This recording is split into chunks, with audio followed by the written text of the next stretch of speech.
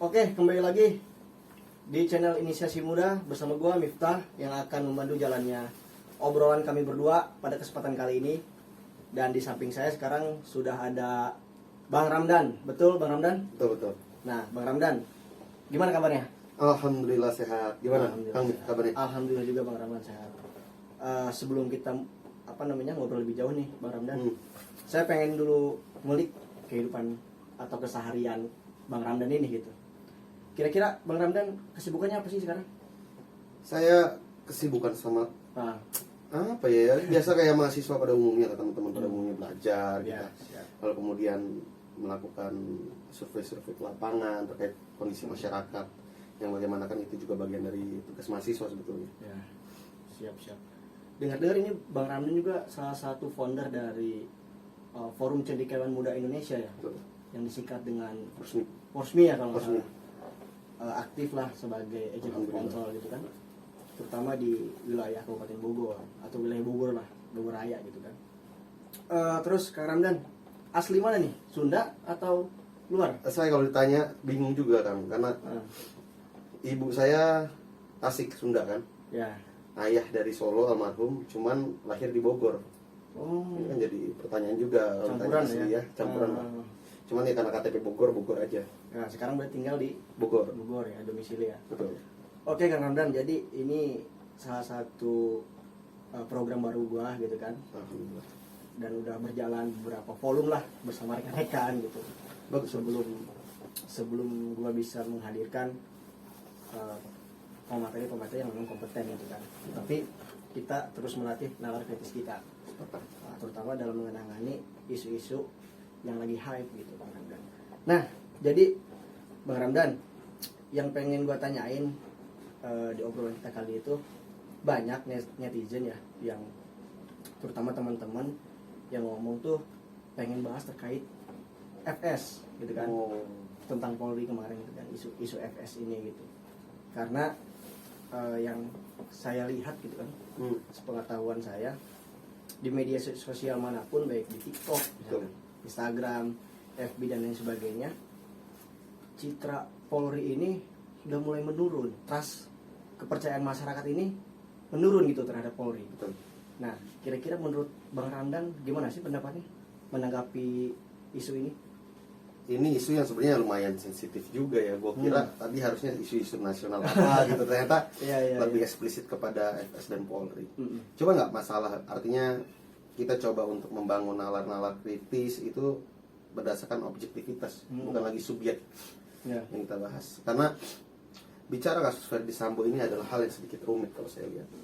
Bagaimana kita nggak bicara terkait teknis profesionalisme Polri, tapi kita bicara dulu terkait secara psikologis. Bagaimana kemudian mereka harus melakukan evaluasi, memangkas dan memotong yang bagian daripada keluarganya sendiri. Ini kan tentu akan menjadi sebuah hal yang nggak mudah begitu. Cuma saya yakin Polri di bawah kepemimpinan Pak Listio Sigit Prabowo akan mampu menghadapi badai ini. Ini seperti turbulensi pesawat aja yang sedang goyah dan ingin jatuh. Dan saya yakin co-pilot yang ada di dalam ini sedang berusaha menangani kapal tersebut untuk tidak tenggelam. Adapun terkait tanggapan netizen di media sosial, juga terkait dengan masyarakat ya, yang kita temui langsung memang di lapangan. Tadi kan saya katakan saya juga survei di lapangan. Itu memang trust kepercayaan mereka terhadap Polri menurun, harus kita akui. Lalu kemudian marwah Polri juga terancam. Tapi apakah kemudian ini akan kita biarkan dan kita diamkan? Itu tidak. Kita sebagai kaum intelektual, anak-anak muda, penerus bangsa ini harus saling bahu-membahu menjaga satu sama lain. Sebelumnya gue mau disclaimer dulu, gue bukan bagian dari Polri, gue bukan darah keturunan Polri, bahkan keluarga gue nggak ada yang Polri. Tapi hari ini kita bicara bagaimana objektivitas. Kita bicara instansi Polri secara menyeluruh. Kalau terkait dengan kepercayaan publik dan lain sebagainya itu dikatakan menurun, harus kita maklumi dan harus kita akui. Cuman kan Polri perlahan pun akan terus berusaha bagaimana meningkatkan trust kepercayaan tadi. Nggak harus itu. Harus itu, karena bahaya ketika masyarakat sudah hilang trust kepercayaan terhadap publik, terhadap Polri, itu udah akan sangat berbahaya bagi kestabilitasan negara ini. Tentu ini bahaya banget karena Polri itu garda terdepan dalam menjaga keamanan ketertiban nasional. Iya, iya. Itulah yang gue lihat. Artinya memang masyarakat terus kepercayaan berkurang, tapi bagaimana kita dapat mampu apa ya, membantu lah dengan upaya kita, bukan membantu Sambo atau FS ya, tapi kita membantu Polri secara institusi untuk kemudian mendapatkan lagi terus kepercayaannya dari publik. Oke, ini kan artinya sangat mencoreng nama baik institusi Polri gitu ya, Bang Ramdan. Nah, yang saya lihat juga di medsos gitu kan, juga dari obrolan-obrolan kopi teman-teman lah. Kira-kira nih langkah Polri ini dalam menanggapi kasus FS ini kan terlalu berlarut-larut gitu, terlalu lama lah, sehingga muncul pertanyaan-pertanyaan dalam tanda kutip gitu. Betul. Nah, menurut Kang Ramdan, langkah Polri ini tepat apa tidak sih? Kalau kita melihat dari sisi mana kan begitu. Ya. Kalau saya memposisikan diri saya sebagai korban atau saya berada di pihak Joshua sebagai advokat atau keluarga, tentu saya akan katakan saya tidak puas dengan kinerja Polri karena memang cenderung lamban kan begitu. Tapi kalau saya melihat dari perspektif saya pro terhadap Polri, saya bilang ini sudah tepat karena masih banyak aspek-aspek yang perlu digali. Tapi kita hari ini tidak melihat dari sisi kanan maupun kiri. Saya berusaha melihat kasus atau masalah ini adalah dari perspektif kita sebagai mahasiswa, yaitu objektif di tengah. Yang artinya memang kasus Sambo ini kita masih samar. Sekarang kita bicara logikanya begini. Sambo sudah ditangkap. Lalu kemudian jabatan dia sebagai anggota Polri sudah dicabut begitu. Walaupun kemudian dia mengajukan banding. Saya rasa nggak ada masalah di situ.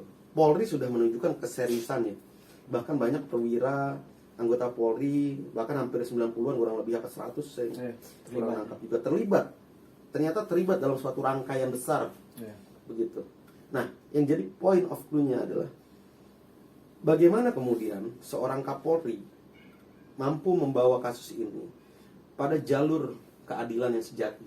Nah, saya rasa ini perlu proses begitu. Dari 90 atau 100 kurang lebih yang terlibat. Apakah kemudian satu persatu ini kita minta keterangan? Kan pasti itu yang dilakukan Polri. Nggak bisa hanya keterangan dari Sambo. Sedangkan masyarakat sudah bilang Sambo tukang rekayasa, Putri pun sedemikian rupa, tukang rekayasa, bohong dan sebagainya. Lalu akan conclusionnya terbalik ketika masyarakat mengatakan kan Sambo udah ditangkap, minta aja keterangan dari dia. Di satu sisi mengatakan Sambo pembohong, satu sisi memaksakan untuk minta keterangan dari dia. Ini kan rancu. Artinya memang polarisasi narasi ini sudah dibangun oleh kelompok-kelompok tertentu kalau menurut saya. Kasus FS dengan kasus Joshua almarhum ini tidak terlalu, menurut saya pribadi, ya kita berhak menilai, tidak terlalu urgensi bagi bangsa dan negara ini. Karena apa? Hal yang lebih tragis, saya baru nonton beberapa hari lalu, ada seorang pelajar memutilasi pasangannya hanya karena alasan cemburu. Tapi apakah media sewah itu dalam menyoroti hal tersebut? Kan nggak kita lihat itu, pemerkosaan di sana dan di sini. Tapi kan tidak ada kemudian itu. Kalau kita bicara hari ini keberadaan Polri seperti apa, saya rasa Polri ini sedang dihimpit oleh dua kutub besar yang hari ini ingin menggoyangkan bangsa Indonesia. Jadi, Kang Mif, saya nggak bisa katakan ini terlalu lambat atau ini terlalu cepat, tapi saya bisa katakan Polri sudah tepat dalam penanganan. Polri sudah tepat, Pak Kapolri itu sudah tepat dengan beberapa nama yang sudah dipost di media, beberapa nama sudah diberikan sanksi, ada yang melanggar kode etik dan sebagainya, ada yang ditetapkan tersangka. Ini mudah merupakan poin plus bagi Pak Kapolri. Bayangkan yang dicopot dan yang disanksi ini bukan kelas apa loh, jenderal, perwira di sana, ada semua kelas kakap. Ini luar biasa. Artinya statement Pak Kapolri mengatakan bahwasanya kita potong kepalanya ini sudah benar dilakukan oleh beliau. Oke, Bang Ramdan, ini kan tadi yang seperti yang diceritakan oleh Bang Ramdan ya, artinya banyak sekali anggota atau oknum yang terlibat nih dalam dinasti FS ini gitu kan. Sehingga di tengah masyarakat ini banyak tafsiran-tafsiran kan dalam menilai kasus Sambo ini gitu kan. Nah, menurut Bang Ramdan, apa sih dampak ketika masyarakat tingkat kepercayaan masyarakat terhadap Polri ini menurun untuk sebuah negara, untuk persatuan dan kesatuan negara Indonesia? Tadi kita kembali pada pertanyaan awal kan, trust kepercayaan publik terhadap Polri, yang kemudian itu akan berdampak pada marwah Polri di mata masyarakat. Tentu ini akan menjadi sebuah PR besar bagi Pak Kapolri dan kita harus dukung bersama-sama secara moral gitu. Artinya memang Polri harus menuntaskan ini dengan tepat, saya katakan. Dengan tepat ya, bukan dengan cepat. Percuma kalau cepat tapi nggak tepat begitu. Ya. Tapi lebih baik perlahan tapi tepat. Karena dari 90 atau berapa itu ratus yang terlibat, kan masing-masing ada yang berbalik. Kayak contoh si Baradae, dari A ke C, statementnya dari C ke B lagi dan sebagainya macam. Nah artinya pasal-pasal yang dipakai, delik-delik yang ditentukan oleh Polri ini tidak mudah. Ya. Nah bagaimana kemudian masyarakat menuntut ini agar cepat dan seperti ini? Ya. Kalau memang kuasa hukumnya Joshua yang mengatakan, oke, fire, ini wajar begitu Ya. sebagai kuasa hukum, dituntut dengan waktu dan sebagainya. Tapi masyarakat yang kemudian tidak terlibat secara langsung berdasarkan hati nurani, saya nggak nyalahin ya. Silahkan, itu hak teman-teman begitu. Cuman hati-hati dalam polarisasi yang dilakukan oleh oknum. Nanti kita jelasin siapa oknum yang saya maksud. Ya. Polri ini bukan cuma menangani kasus FS. Artinya banyak aduan masyarakat dari pengusaha, dari mana, dari masyarakat ini, masyarakat itu. Betul. Banyak masalah yang dihimpun di Indonesia ya sedemikian luas, yang kemudian itu harus ditangani juga oleh Polri. Coba seandainya Polri secara utuh menyeluruh hanya menangani kasus FS, lalu masyarakat yang lapor SKCK dan sebagainya macam tidak dilayani. Ya. Apa nggak salah lagi Polri di mata masyarakat? Tapi gini Bang Ramdan, FS ini kan salah satu petinggi Polri gitu, Betul. yang seharusnya memang menjadi cerminan gitu Sepakat. kan, dengan hukum. Makanya banyak disoroti oleh publik. Nah, gitu Bang Ramdan. Ya wajar sebetulnya memang. Cuman kan kembali lagi banyak hal-hal yang lebih atensi maksud saya, lebih atensi. Tapi hari ini yang dicerminkan oleh penggiringan opini ini lebih pada tendensi. Dan tadi kan pertanyaannya apa bahayanya untuk bangsa dan negara ini? Jadi jatuhnya kepentingan lagi ya. Kepentingan. Karena kenapa akhirnya kita jelaskan akhirnya. Saya melakukan survei bersama dengan teman-teman, hampir 60-70% di sosial media yang melakukan polarisasi ini sama adalah orang-orang yang melakukan polarisasi terhadap tujuan-tujuan khilafah. Oh iya iya. Tujuan-tujuan khilafah, tujuan ideologi-ideologi tertentu dan lainnya. Artinya memang ada kelompok-kelompok, entah itu dari separatis dan sebagainya. Ini dugaan ya. Dugaan ya, kelompok-kelompok lainnya begitu. Yang memanfaatkan kasus FS dengan J hari ini untuk membenturkan Polri dengan masyarakat. Sehingga ketika Polri dan masyarakat sudah terbentur, trust kepercayaannya tidak terbangun, himbauan Polri sudah tidak diindahkan, polisi sudah tidak memiliki harga diri di mata masyarakat, mereka akan mudah untuk berkembang dan beranak pinak di Indonesia. Sehingga kepentingan-kepentingan mereka yang tadinya terhalau dengan dasar persatuan dan kesatuan antara Polri dengan rakyat ini kuat, Ya. ini renggang dan mereka akan mudah masuk di situ. Nah inilah yang saya katakan berbahaya. Bayangkan, apa nggak senang bandar-bandar narkoba, judi, ya kan? Ya, ya. Semua dunia gelap, orang-orang yang ingin menghancurkan NKRI, persatuan dan kesatuan. Dengan isu ini apa nggak bahagia mereka? Ya. Tentu akan sangat bahagia. Nah, Ada yang mengambil momentum ini gitu. ada yang mengambil momentum ini. Sebenarnya nggak ramai-ramai amat gitu loh, isu ini. Cuman karena memang kemudian ini disusupi oleh kepentingan. Kalau politisi-politisi sudah berfatwa, artinya sudah kepentingan masuk di sana. Tapi ini Bang Ramdan, mohon maaf, ini ya memang kasus yang memang harus dari atensi kita semua. Sepakat. Oh, ini nggak bisa dimain-main gitu kan. Betul. Nggak bisa dianggap remeh. Betul. Gitu. Memang kita mengawasi, saya pun mengamati, dan kan saya katakan kita tidak berasal dari kelompok manapun. Ya. Yang saya katakan adalah bagaimana kita melihat Polri ini. Yang harus kita lakukan saat ini adalah percayakan sepenuhnya penanganan itu terhadap Polri. Ya. Kita berikan suntikan kekuatannya, itu berupa apa? Dukungan moral terhadap Polri. Ya. Dukungan moral, kepercayaan. Karena selama kita merdeka, mulai terbentuknya Polri, mereka yang terus merajut atau terus menjahit kain bernama merah putih untuk terus disatukan antar suku dan antar bangsa. Ya. Nah, hari ini kain merah putih yang diperjuangkan ratusan tahun oleh para founding father kita, Ya. pejuang-pejuang kita, pahlawan-pahlawan, berusaha dirobek oleh oknum-oknum yang ingin merusak bangsa ini, entah dengan ideologi, entah dengan alasan migrasi dan sebagainya, hal lah, banyak. Yang ini harus kita jaga bersama. Artinya kita harus bergandengan dengan Polri apa? Untuk merajut asa ini, untuk merajut asa Indonesia maju di 2045 nanti, generasi emas kita, Ya, ya, ya. masa-masa emas kita. Dan Polri hari ini saya lihat sudah sangat kompeten, sudah sangat konsisten dalam kasus Sambo. Tapi memang kan tadi kita sepakat bahwasanya tidak ada institusi yang sempurna, Ya. banyak oknum-oknum di dalamnya. Nah inilah yang harus menjadi tugas Kapolri dan kita harus dukung secara penuh. Dan kita percaya Pak Kapolri mampu menghadapi ini. Oke, kemudian kira-kira kita sebagai masyarakat nih ya, Betul. netizen yang awam lah khususnya gitu. Betul. Tindakan apa sih atau respon kita harus seperti apa sih menurut Bang Ramdan nih menghadapi atau menyoroti kasus FS ini?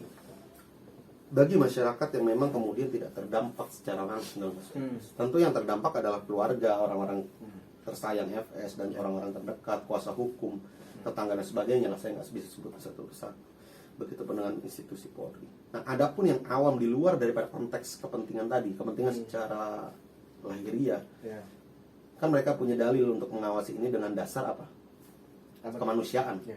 Itu yang harus kita apresiasi. Saya pun sama memiliki rasa kemanusiaan yang sama. Tapi kan kemudian sisi subjektif itu akan muncul di kemudian hari. Artinya apa? Kita belum tahu kan motif daripada FS ini apa membunuh J. Dan betul nggak FS yang membunuh J? Karena sampai detik ini belum ada keterangan dan pengadilan belum memutuskan. Artinya secara hukum belum ada yang berhak untuk memutuskan siapa yang bersalah. Skenario seperti apa? Skenario seperti apa? Artinya hari ini kan kita bicara dugaan-dugaan semua. Kalau menurut saya adalah masyarakat nih, ayolah kita berjuang untuk hal yang lebih produktif lagi. Banyak hal-hal yang lebih produktif di daerah yang hari ini belum kita soroti. Contoh di Kabupaten Bogor misalkan, ada bencana di Bojongkoneng, pergeseran tanah yang hari ini menjadi bencana. Dan banyak hal lagi. Artinya kita ayo coba lebih produktif lagi, kita lebih aktif lagi tentu dalam menyikapi segala hal yang ada di sekitar Polri. Nah, terkait kasus FS serahkan sepenuhnya pada Polri. Percayakan kepada Polri, biarkan Polri dengan kuasa-kuasa hukum, dengan jaksa, hakim dan sebagainya nanti yang bekerja. Kalau kita sudah tidak percaya pada negara, kita mau percaya pada siapa lagi kan begitu. Nah, gini Bang Ramdan, dengan berubahnya terus-menerus skenario kasus FS ini. Nah, saya nih sebagai mahasiswa juga, aku pernah juga belajar di tataran S1 lah gitu kan. Nah, walaupun sekarang ya baru lulus juga saya. Punya pemikiran seperti ini. Kalau memang skenario ini mudah untuk direkayasa, diubah-ubah, tidak menutup kemungkinan kasus-kasus kemarin pun seperti kilometer 50 dan sebagainya itu ada indikasi terduga-dugaan direkayasa juga. Nah, ini yang sangat disayangkan oleh masyarakat sehingga kepercayaan masyarakat ini menurun gitu loh kepada Polri. Betul, artinya memang kemudian ada indikasi-indikasi kekhawatiran, kecurigaan masyarakat terhadap institusi Polri karena bisa merekayasa ini dan itu. Tapi kan kembali lagi pada akar rumput masalah itu apa? Dari mana masyarakat bisa berpikir bahwasannya hari ini Polri bisa merekayasa kasus? Dari mana? Tentu yang tadi saya bilang, ada kelompok-kelompok yang menyusup di tengah masyarakat, membawa opini tersebut, menyebarkan narasi tersebut, sehingga terkesan Polri ini nggak jujur. Sedangkan saya percaya, saya salah satu orang yang sangat percaya terhadap Polri. Polri bekerja dengan profesional, bekerja dengan kredibilitas tinggi. Kalau memang tidak profesional, tidak memiliki kredibilitas tinggi, apa jadinya Indonesia? Karena yang saya tahu adalah seorang ilmuwan Islam, seorang ahli Islam di era modern, walaupun nggak modern-modern amat ya, beberapa tahun silam, Syekhul Islam Ibnu Taimiyah itu pernah berkata, pernah dinukil juga oleh Mahfud MD. Dia pernah bilang, negara yang 60 tahun dengan polisi buruk jauh lebih baik dibanding satu negara tanpa polisi dalam satu hari. 60 tahun apa? 60 tahun. Polisi? 60. 60 tahun. 60 tahun polisi buruk itu jauh lebih baik dibanding tidak memiliki polisi selama satu hari lah katanya. Itu artinya memang polisi ini dibutuhkan. Negara kita membutuhkan polisi. Teman-teman kecelakaan lapor ke polisi, SKCK lapor ke polisi, apa kehilangan lapor ke polisi, begitu kan? Bikin SIM lapornya ke polisi. Pada akhirnya ya. Pada akhirnya polisi juga sebagai mitra. Betul, sebagai mitra kita. Saya pengalaman beberapa hari lalu lapor ke Polres begitu terkait kasus. Banyak yang bilang ini dan itu. Tapi setelah saya masuk dan saya coba melakukan praktik sendiri secara laporan, dia memang memuaskan. Tidak memuaskan bagi mereka yang tidak ingin antri misalnya. Nah, dan mereka yang ingin lewat jalur dalam. Dan saya tahu hari ini Polri begitu tegas, nggak ada tuh istilah orang dalam dan sebagainya. Dan itu yang hari ini saya lihat dan saya apresiasi dari Polri. Walaupun memang banyak catatan ya untuk Polri itu sendiri. Oke Bang Ramdan, mungkin kita udah dapat lah clue-nya gitu kan. Ataupun sesuatu yang bisa menjadi atensi dari masyarakat dari obrolan kita sekarang ini. Tapi bolehlah nanti lain waktu saya coba hadirkan teman saya lagi yang lain untuk kita beradu argumen gitu kan. Bagus. Terkait masalah FS ini supaya kita lebih objektif dong. Lebih fair dong gitu kan. Nah, terakhir nih Bang Ramdan, harapan Bang Ramdan untuk Polri seperti apa sih? harapan saya buat Polri, buat Kapolri dan jajarannya adalah Ya. tolong jaga marwah institusi Polri. Karena kami hanya bisa bergantung pada Polri terhadap Kamtibmas. Ya. Percaya kita. Kita percaya pada Polri, jangan kecewakan kepercayaan kami. Hmm. Dan tolong tangani kasus FS ini dengan tepat dan tegas. Ya. Saya nggak minta untuk cepat, itu harapan dan bonus. Ya. Karena memang penyidik dalam melakukan BAP lalu memanggil saksi-saksi sedemikian banyak rangkaian itu tidak mudah begitu. Ya. Dan penyidik tidak hanya menangani kasus itu saja begitu. Karena banyak kasus-kasus lain yang di luar daripada pemberitaan pun masuk ke dalam ranah institusi Polri untuk juga dilayani gitu. Ya. Karena Polri nggak hanya melayani Verdi Sambo dan kasus Joshua aja, Ya. dia juga menangani kasus-kasus lain. Betul. Nah harapannya adalah untuk Polri segera tangani, tuntaskan dengan tepat, dengan tegas. Dan saya minta untuk masyarakat, ayo bareng-bareng kita dukung Polri untuk menangani kasus FS tanpa kemudian kita dibawa atau digiring oleh opini-opini yang akan mempolarisasi kita Ya. di kemudian hari. Karena ini tahun politik, Kang Mif. Ya. Ini rawan banget nih Betul tahun lagi. politik nih. Ya, ya, ya. Artinya polarisasi ini akan terus dibangun untuk kemudian membangun fanatisme buta. Dan kita tentu nggak mau pilgub gubernur DKI Ya. beberapa tahun silam terulang kembali. Betul. Ya. Kita mau 2024 tidak ada politik identitas, tidak ada politik agama, Ya. semua berperang, semua bertarung dengan bersih dan sehat. Itu aja harapannya. Oke, Bang Ramdan. Makasih banyak nih obrolan kita hari Siap. ini. Ya mudah-mudahan ada manfaatnya, Bang. Amin, Ramdan. amin, amin. Kembali lagi buat teman-teman semua, ini hanyalah asumsi pribadi kita, lihat kita. Adapun buat para penonton yang memang kurang sepakat atau punya pendapat lain, boleh silahkan cantumkan pendapatnya, argumennya di kolom komentar. Jangan lupa subscribe, like, dan komen. Juga share channel Inisiasi Muda supaya kita bisa lebih berkembang, bisa bagi-bagi pengetahuan gitu kan, menghadirkan konten-konten yang bermanfaat untuk para pemuda khususnya gitu kan, dan semua kalangan. Saya Miftahul Zaman dan Bang Ramdan pamit undur diri. Sekian dari kami. Assalamualaikum warahmatullahi wabarakatuh. Assalamualaikum warahmatullahi wabarakatuh. Kuat ya?